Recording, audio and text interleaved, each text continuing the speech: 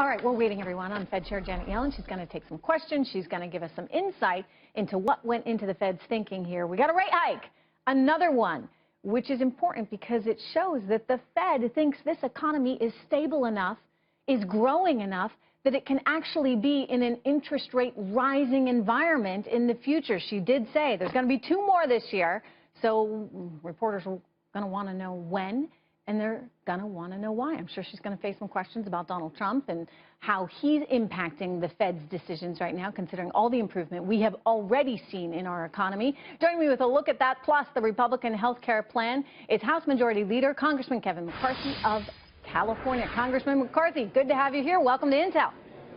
Thanks for having me on. All right, I want to start here with the Fed. How do you interpret today's move, this quarter-point hike? What does it tell you about our economy right now?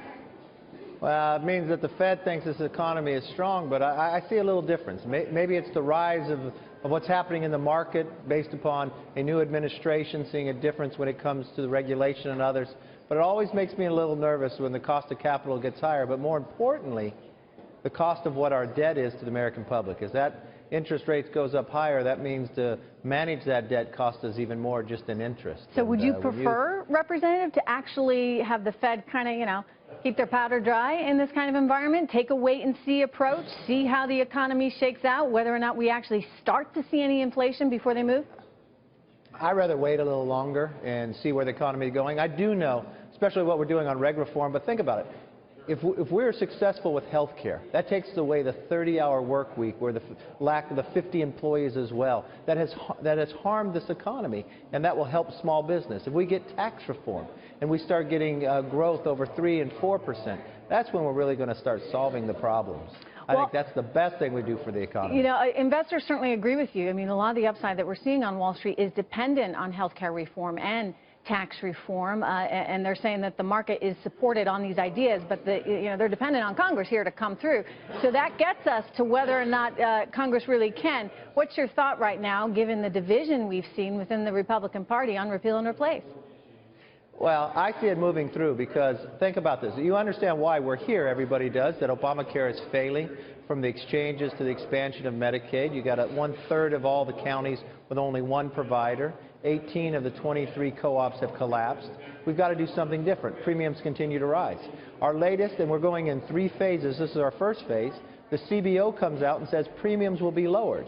That's great. And also that the American public could actually choose themselves of when their health care, not government dictating to where health care plans they have to provide. That's a great start. That's why it's passed 2 committees already, with every Republican voting for it.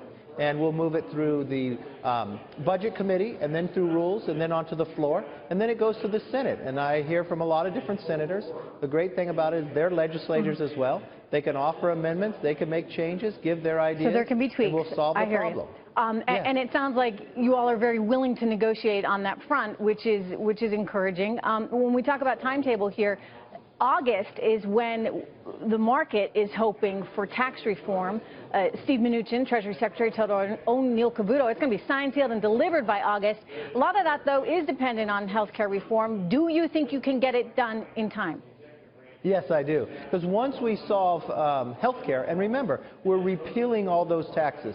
This is the repeal that we did last year, but also the replacement, exactly what we promised the American public we would do. Well, that repeals those taxes, that lowers the baseline by $1 trillion. That gives you a much larger tax reform bill that you could produce and get this economy moving. Representative, you got Donald Trump there in Nashville tonight, and he's going to be selling this plan. They're out stumping for it. Is it going to come down to him? I mean, how does Paul Ryan fit into all this, yourself as well? I mean, do you need the leadership right now of the president to basically get some members of the party back in line? Look, we're a team here. I was talking to the president yesterday along with the speaker. We were talking to the vice president today. We are a team together with this administration, laying out a plan to put a health care plan that actually works, that empowers the individual and lowers the premiums. And that's the bill that we have. I think with all of us working together, we can get it through. I would hate to see the idea that others that say, just repeal it, because that would double the premiums, because it'd take away the subsidies. It would collapse the market. Then you're going to sit around and wait for 60 votes from the Democrats. And you got to get it right. I mean, there's a lot at stake here. You can't do it in a sort of you know, halfway approach. Congressman McCarthy, it's good to see you. Thank you so much. I wish we had more time, but I got to get to Janet Yellen, who's going to be speaking shortly. Well, I hope to talk to you again soon.